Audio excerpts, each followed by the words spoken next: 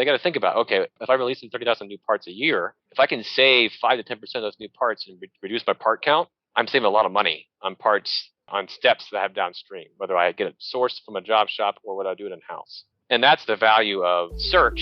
When I say Google, didn't classify the internet, they searched it, they indexed it. That's the same thing we do with people's own parts. Growing a business requires a holistic approach that extends beyond sales and marketing. This approach needs alignment among people, processes, and technologies. So if you're a business owner, operations, or finance leader looking to learn growth strategies from your peers and competitors, you're tuned into the right podcast. Welcome to the WBS Podcast, where scalable growth using business systems is our number one priority. Now, here is your host, Sam Gupta. Hey everyone, welcome back to another episode of the WBS Podcast. I'm Sam Gupta, your host and principal consultant at digital transformation consulting firm Elevate IQ. Whether you are releasing new parts or making changes to existing parts, you will likely go through the engineering change process, also known as ECN. More often than not, engineering organizations are siloed from the downstream organizations and don't understand how their engineering decisions will impact the production floor. As you add more engineers to the department, the more opportunity you might find to have tighter engineering change control processes and reuse the existing CAD models. In today's episode, we have our guest, Andr Hood, who discusses why classifying and promoting the reuse of parts is vital to save costs. He also discusses the financial implications of poor and siloed engineering management functions. Finally, he has shared several stories and discussed nuances of engineering organization, including the difference between PLM and PDM system, conceptualization, and ideation process. Let me introduce Andr to you.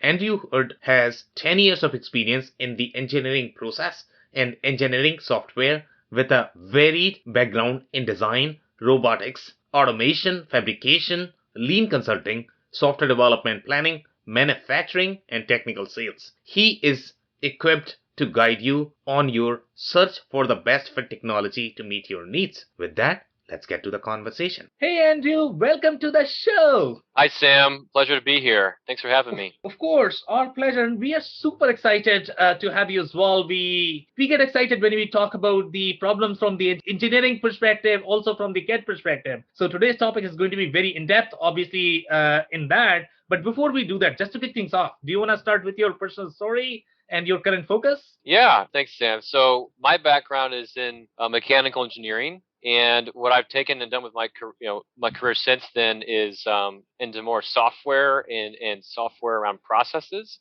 for process improvement. And I've learned from the fabrication industry, from machine design, and from software for engineering as well, the different aspects of where you can improve your processes. So I'm very process centric, and I've kind of learned through my career what I enjoy doing. And I'll help. I really enjoy helping people solve problems through process, and I still have a passion for how engineers can use CAD to make their lives easier.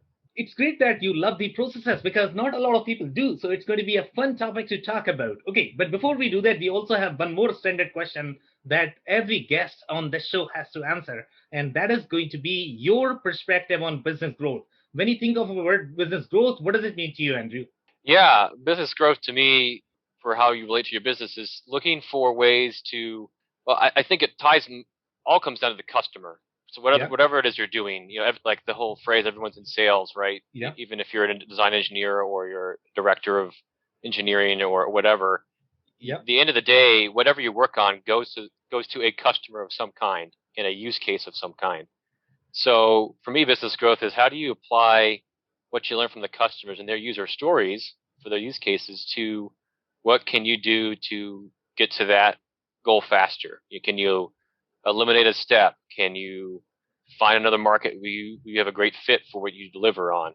And listen to those customers because they're going to tell you where else you can bring value. Yeah, and love that perspective. And I think a lot of people fail in this perspective that even if you are going to be in the backend operations, you are still going to have a customer. So if you operate from that mindset, I think a lot of problems can be resolved inside the organization. Okay, so let's talk about the CAD model. Obviously, you have a lot of background in that. So when you work with these customers, what are the challenges that you typically see in the CAD model, and what are the financial implications of the CAD model if they don't manage it well? What are you seeing, especially in the SMB space, SMB manufacturing space?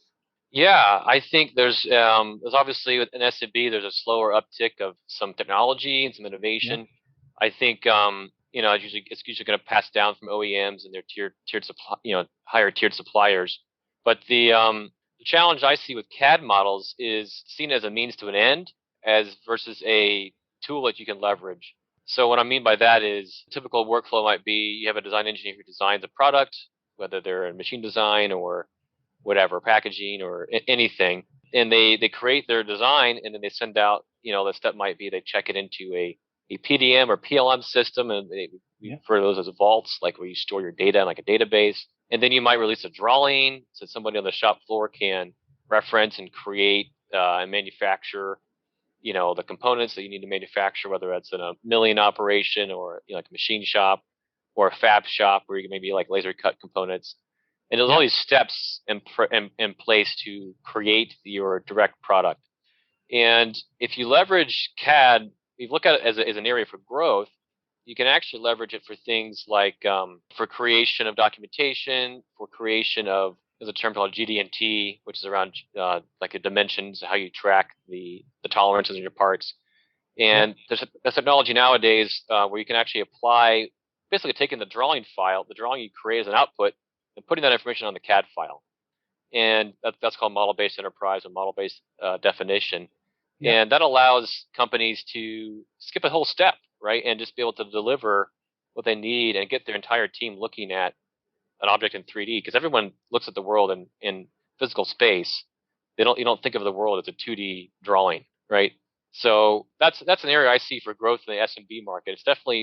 It's definitely growing in the enterprise side of things, but that's one area I see as well. Also, a challenge I see folks for engineering is search, and reuse. How do you reuse what you've already designed? okay. Hey, Andy, so obviously you spoke a lot of different things from the engineering perspective, and as you know, the audience here is going to be CFOs and the finance folks, and they must be scratching their heads right now because they might not know of some of these terms, especially when you talk about GD&T, or I don't even know if they know the systems such as PDM and PLM. So before we get into any deeper into this, do you want to describe a slightly more R&D process? How SMB manufacturers go through the R&D process? What are the triggers where they are going to create the new product? Is it going to be driven by, let's say, a change that is going to be needed in the existing product, or are you talking about more of the engineering organization where they are developing these products for a specific need? So can you put some more color around what you are trying to describe from the R&D perspective? Yeah, great question, Sam. So for the engineering side, there's always going to be a process. And so Okay. it could be triggered by the process. You could have an item go through that process triggered by a product change, Yeah. or typically you're going to have your initial setup of a company in your engineering group, especially even in like a startup, right? You're going to have to do some kind of R&D around what you want to develop, and you need to conceptualize that. Yeah. And the quickest way to conceptualize things today is through CAD, 3D CAD, which is computer aided design. And there's processes to help you manage that. So as you have more engineers designing physical objects in a virtual CAD environment, you're going to have, as soon as you have more than two people or whatever working on something, you're going to have different revisions or different versions of parts. And so you have systems called product lifecycle management Yeah. or product design management that are going to help you manage the revisions and who has checked something out, or there's like a check in check out system. So like, hey, I'm engineer B or Bob, I'm going to take this part, make a change. Steve down the hall can't make a change to it while I'm working on it. And so there's processes in place to help those engineering groups create their output, which is typically a physical design, and it could be an assembly, which is like a car or a machinery that does packaging equipment for, say, packaging like boxes for Amazon, right? It could be anything, or it could be designing. It could be anything you design, right? So cars, rockets, it's all similar processes. You kind of have the way I like to describe it as one of my former managers actually described PLM as this. PLM is your plan. So it's a conceptual plan in an ERP. From that person's manager's perspective, I agree with this. ERP is the measurement of that plan. Yeah. Are you tracking to your goal or are you not? And you need to conceptualize that before you actually commit it to action. And that's where PLM, as a topic, kind of covers that whole area of conceptualization and ideation. Creating an idea multiple times before you actually commit to the development of that product and trying to ship it to a customer use case. Okay, so let's talk about the difference between the PLM and PDM you mentioned. So are these two different systems? If my audience may not be familiar with that, can you touch a little bit more on that as well? Yeah, great clarifying question too, Sam. That's actually an area of some confusion, I think, as well, even in the engineering world. Some vendors or OEM software companies might describe it as the same thing, and other ones will describe it differently. Yeah. And my answer to that question is PDM is more of a basic starting point. It's the basics that get you going. It's the check a part in so that you don't lose the revision that it's on, if it's revision A or revision B, for example. And PLM, I think of its product lifecycle management. I've heard the phrase cradle to grave. So it could be things like not just managing your CAD files and your CAD data, it's also managing things like end of life. And say, for example, like Boeing or whatever, an airplane company. You design an airplane or even a jet 30 years ago, and it's still in service for 30, 40 plus years. Think of the aircraft carriers. Those are in service for 30 to 40 years. So your design, the design and output or release of your product is one stage, but you could have other stages where you have to manage the end of life, replacement components for those things in the field. So PLM is much more product lifecycle management, or PLM is much more overarching, kind of the not just the CAD and the engineering design, but it's also things like I said, like maintenance or end of life, the entire process of that entire project that you develop. So from the design perspective, I think it's going to be just one step. That's my understanding so far. And from PLM perspective, it's going to be the entire life of the product as the product is moving through different stages. Is that the accurate description? No, yes. Yeah. And PDM, like I said, it's more of a foundational step. So engineering companies, a small company might just have a CAD system. They don't have any PDM. And then they'll go from CAD to a PDM system. Or maybe they'll have like a catalog tool for like COTS parts that they can manage. And then they'll grow into a PLM system. That's typically how things go. Like they don't usually start there. Okay, amazing. So let's talk about the classification issue that you mentioned. And I don't know how important that is going to be from the finance perspective. As you know, I mean, this is more of the finance community here, right? So obviously we are trying to understand, let's say if I have my manufacturing CFO, so their concerns are going to be, okay, great. I mean, you guys designed the product, great. I have no problem with that at all. But how is that going to impact me? So you mentioned that there are tons and tons of problems with respect to these CAD models, just because there could be a lot of duplications overall from the parts perspective. The classification could be tricky as well. So number one, tell us the driver of why these issues are there. Number two, what are going to be the financial implications because of these issues? Yeah, great question. So I think the reason why there's challenges or why there is the financial impact is because engineering is the tip of the spear. Yep. So the cost to make a change to something, for example, after it's released engineering, it's been released into the next stage to production, manufacturing, the higher and higher the cost will be to make a change to something. Yeah. And the reason that is because you have downstream processes, you have more people involved, and you start getting material that you're sourcing and buying. So it affects spend. So that's why it's kind of an answer to the question out of order with the second one first. But the reason why it's important is because it can affect the cost per part.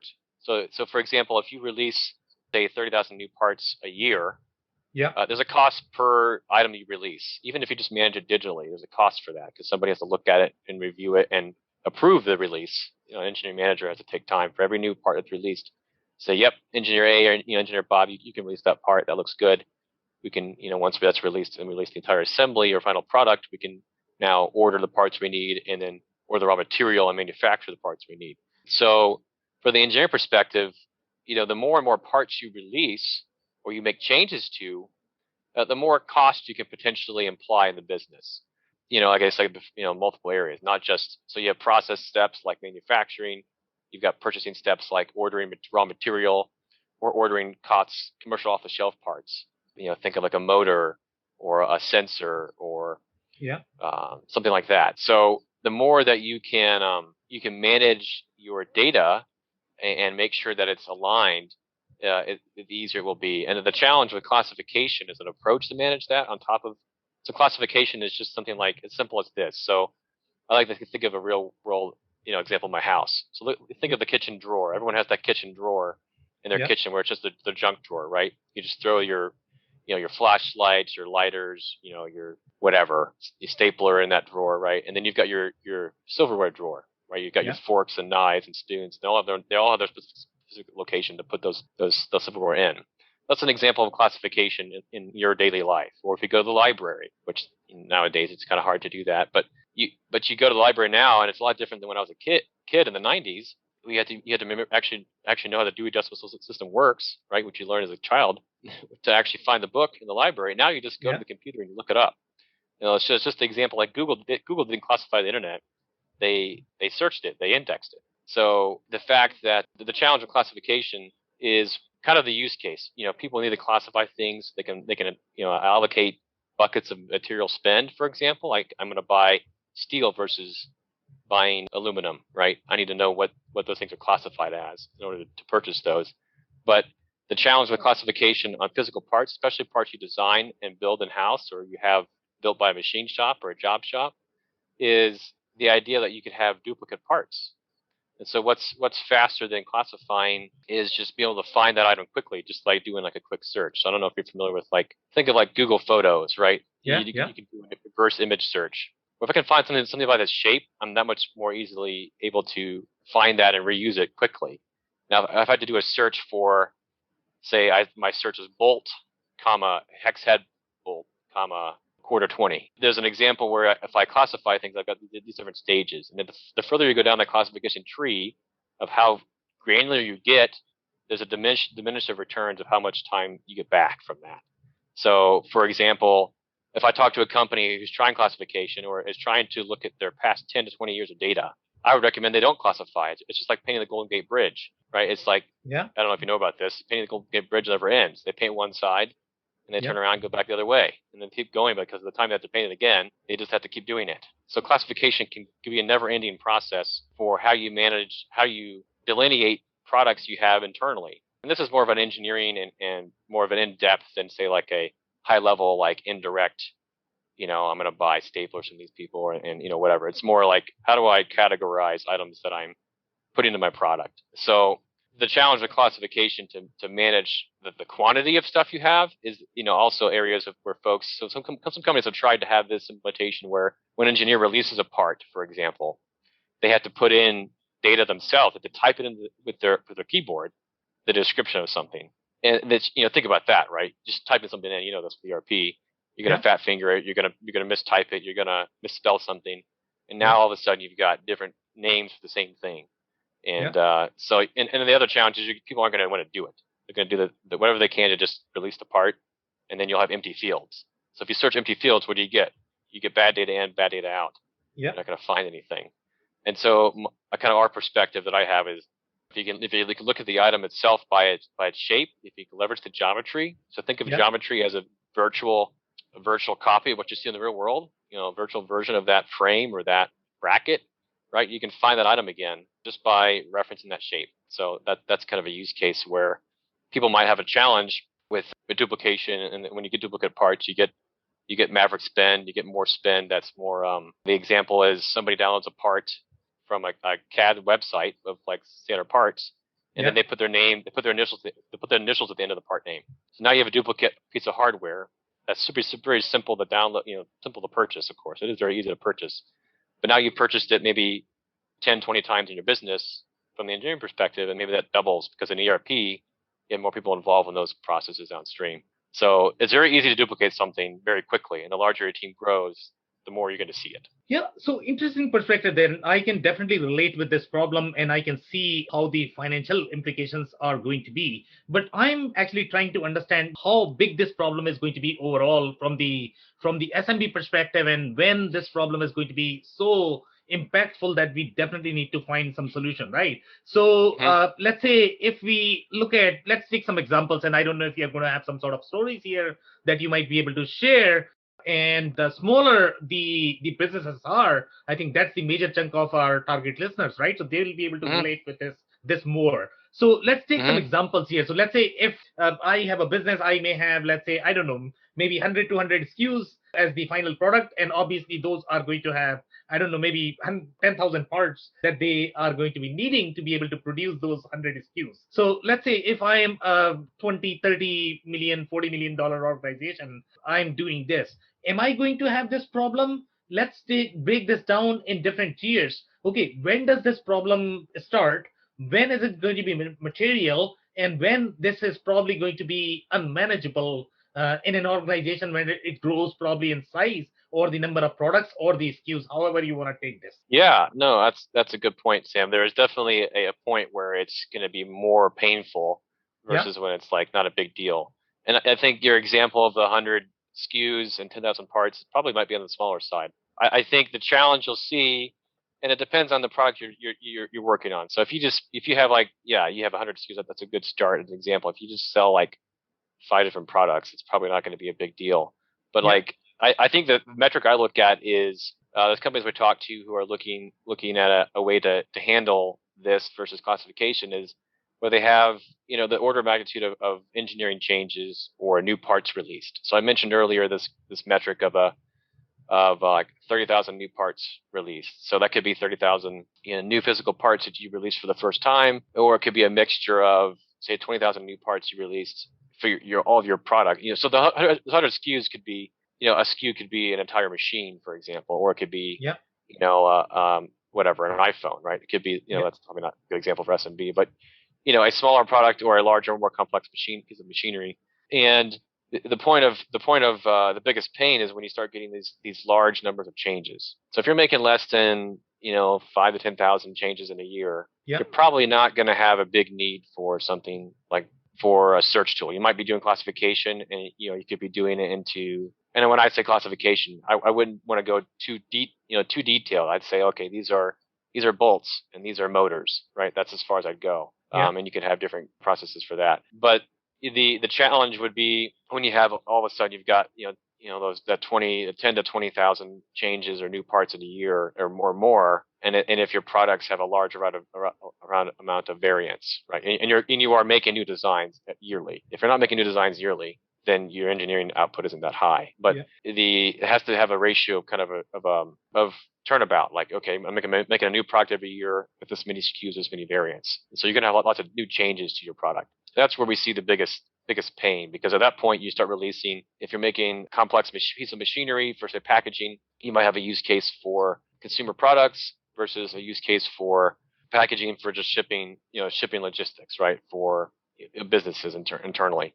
And when you have that many changes, the pain is larger across the company. So that's where they usually find that threshold. Like I said, the metric of engineering changes or a new parts released is kind of a good metric to look at. So this is definitely a very good metric. And in fact, Amisi, I would like to dig a little deeper into the story, to be honest, okay? Just because, this is so exciting overall in understanding how the new parts release are going to be there, and also the engineering changes. So do you have any examples of the recent work that you have done? Do you want to dig a little deeper into what kind of parts they were producing, what kind of problems they had from the ECN perspective? And, again, when we talk about ECN, let's say if you have a very complex part, a part could have, let's say, I don't know, maybe 1,000 changes per year. I don't know, right? And you could have very small parts. I mean, they might not get as many changes. So do you have a couple of stories that you can dig deeper into? What were their original state when he got in? How did he classify? Because I'm still trying to wrap my head around, how the classification would work overall. Let's say if we did the classification. So can you talk about the recent project that you have done and talk about the problems that they have had? and how you approach the classification. So the deeper you get in the classification, the more I will be able to understand and my listeners will be able to understand. Yeah. So when we take on projects, we look at the classification for us at a higher level. So I would call it a category. So we look at the category of any assembly as having three part types, right? So three major part types. You have the parts you buy, off-the-shelf components, which could have different categories. So like I mentioned earlier, the sensors, the motors, the pumps, and then of course the parts you design and build yourself. So whether or not you have a machine shop in-house or you source it out to your supply chain locally to machine material, or over to like a fab shop. So those are parts you have internally. And then you also have another third category of standard items. So standard parts for me are like hardware. So nuts, bolts, and screws, that kind of stuff. Things that you typically would Kanban. Yeah. Not to throw the term out there, but things that you'd stock inventory wise, and your machine builder, whoever's doing the production and manufacturing or assembly would just grab it out of a bin, and it's just a high volume item, right? That you don't always necessarily model those things in your assemblies for SMB market for sure. May not always provide those in CAD because it may not be worth their time to even create the model. So when it comes to the two areas we focus on is those three part types. But the two we did the most work on is around the parts you buy as kind of the second thing, but the first thing is your own parts. So things you design yourself. So one example is like a bracket. So I mentioned packaging. I actually got a story with a company that does, recently we did it, this last year, I believe, packaging firm, and we looked at data that they had we'd indexed for them from multiple CAD systems, right? So from, different CAD tools on the market, like, there's SolidWorks is a big one, and there's other ones like NX. And so they actually had sources from different locations across the world that had different CAD systems. And we found, for example, in there, like a bracket. It's an example. I'm always going to have those all the time, where we have a different part number, and it had a different part number, and then one of the part numbers had a different revision level to it. So one of them was like a revision C, one of them was like a revision B, and they're same exact shape except for the size of a hole or slot. And they're on different projects. So one's like a project A could be for a different customer, project B is a different customer, of course. And that same part could have been leveraged for both of those projects, but instead a designer designed that part brand new first time on both of those projects. They released a different drawing or a different part, and you had to create a different CNC program for those different parts, even though the shape was 99.5% the same. So you could have had the same part, you could have standardized on that rather than having that's like one example of those parts. And we looked at like 80,000 parts, right? So if you think of the cost per part, that's another metric to think about too. And I can't say this for anybody what their cost per part is. They have to know what their rate is for an engineer, what their rate is for their manufacturing, or what they're paying a job shop to manufacture something for them.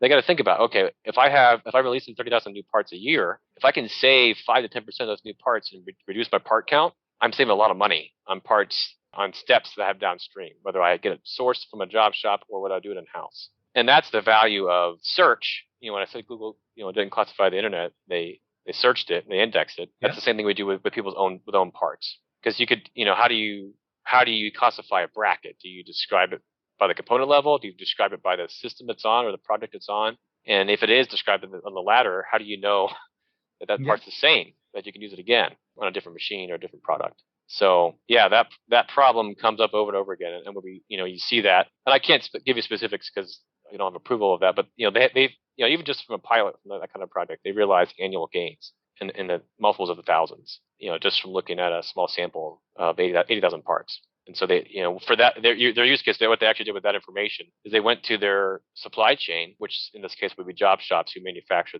their parts for them because they don't do manufacturing in-house, and they able to get new bids, request for quotes from their supply chain, and get new pricing based on the clusters of like parts they have. So when I say cluster, I mean that you're grouping your parts together based on their shape now, not just trying to do it manually with an attribute from classification. Now you have a tool that tells you that information, or it could be anything. But what I'm trying to get to the point is the shape is really helpful. So like another example from my previous industry I was in fabrication. Yeah. And are you familiar with like a water jet or laser jet table where you cut out sheet metal and different it's just like a plate, and you're cutting out the sheet metal or the metal plate with like a laser beam. Maybe you want to talk a little bit about that because the listeners might not be familiar, right? So maybe describe a bit.